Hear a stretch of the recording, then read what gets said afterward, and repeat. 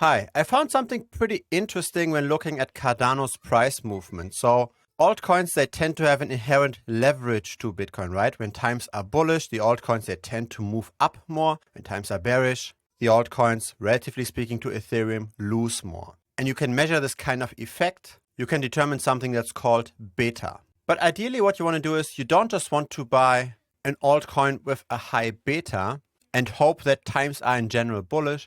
Ideally, you want to buy something with alpha, or in other words, an asset that tends to appreciate even when Bitcoin goes sideways. So here's why we need an advanced model for this. But bear with me, the concept is relatively easy to understand. So let's say in green, we've got Bitcoin over here, right? And it goes up and down. Sometimes the market is bullish, sometimes the market is bearish. Now let's say we've got Cardano here, our altcoin, and it tends to potentially go up more during bullish times. It also tends to go down more during bearish times, right? We've got an amplification of the movements. So that amplification is called beta.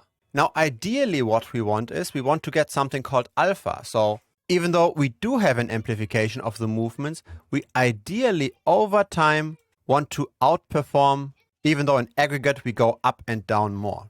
And that kind of a delta, right? That kind of a difference over here, this outperformance, that's called alpha. Now, the tough part is when times are bullish, right? And we are going up, Bitcoin is going up. Is now our outperformance of the altcoin, is the outperformance of Cardano in this case, due to simply having inherent leverage? Or is it due to alpha? So when we compare certain rallies, right? Let's say here since September of 2020, to April 2021, in Bitcoin, we went up 500%. And when we compare this to Cardano, Cardano went up way more. Cardano outperformed. But is this due to this inherent leverage effect because we took on way more risk buying Cardano? And if, say, Bitcoin would have gone down, we would have simply lost more? Or was this outperformance really due to Cardano being the better performer, risk adjusted? That's the question of this video.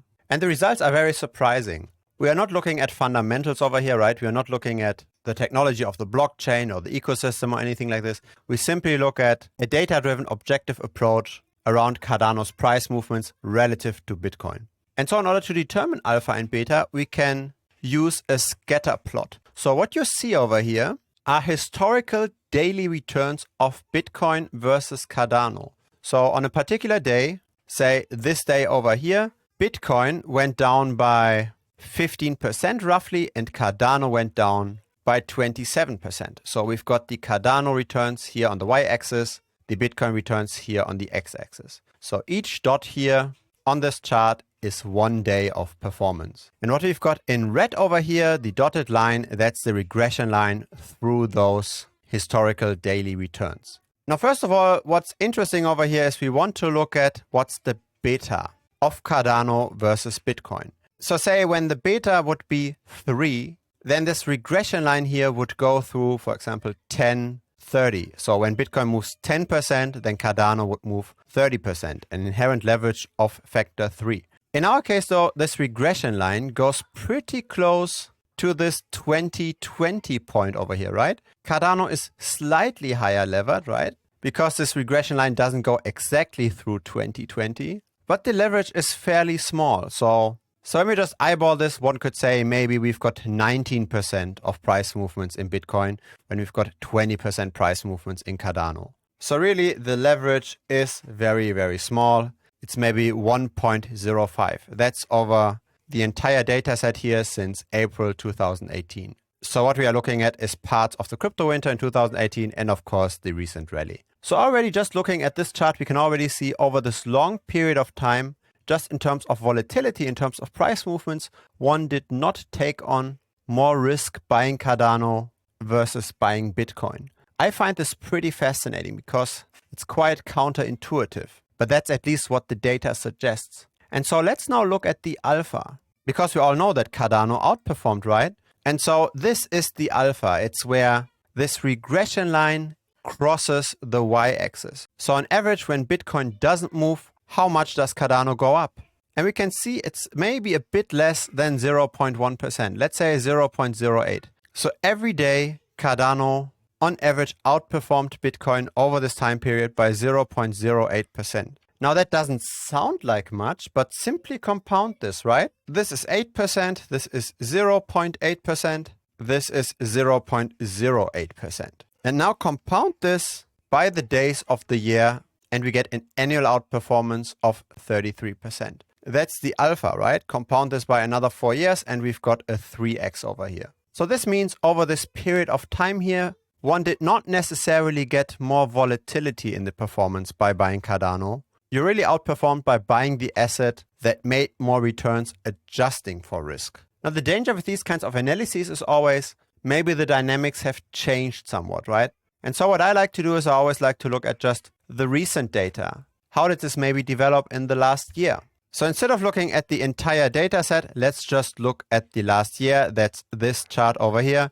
And again, our beta did not change much, right? This regression line, it goes pretty perfectly through 10-10. So Cardano does not have a leverage of like 2 or 3 versus Bitcoin.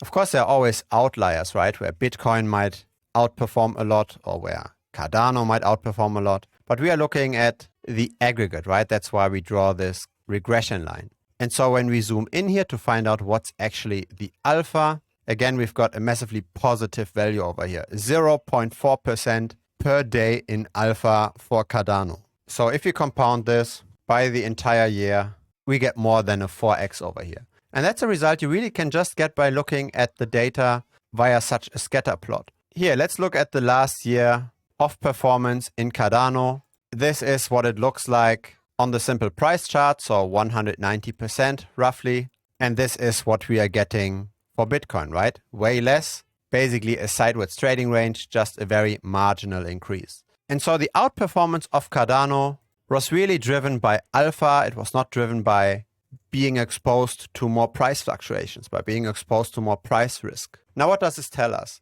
What I take from this is when investing into cryptocurrencies that are still relatively large, so maybe not a cryptocurrency that's like at rank number 100, but one that's maybe in the top 10 cryptocurrencies in terms of market cap, in that case, we potentially don't get much more price volatility. But we might, in case we bet on the winner, still get an outperformance. What's important to note though is this is retrospective, right? This is a retrospective analysis. We cannot conclude from this that there still will be alpha going forward. That's much more a matter of fundamental analysis, right? Will Cardano solve its scaling problems? Will it be able to compete versus, for example, Avalanche or Phantom or the Binance Smart Chain? Those will likely be the drivers that determine if we will see an alpha in the future. But still, I find it very fascinating to look at this inherent leverage, right? There is no real inherent leverage in Cardano versus Bitcoin.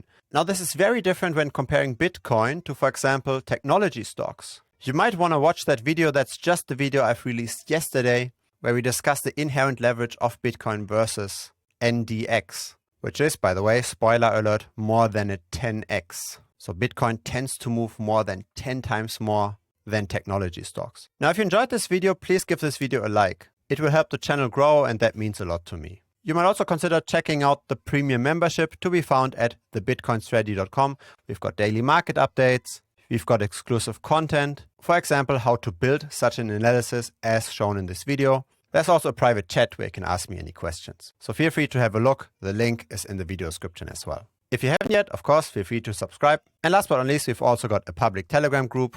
Simply search for Bitcoin Strategy channel within the Telegram app. See you next time. Bye-bye.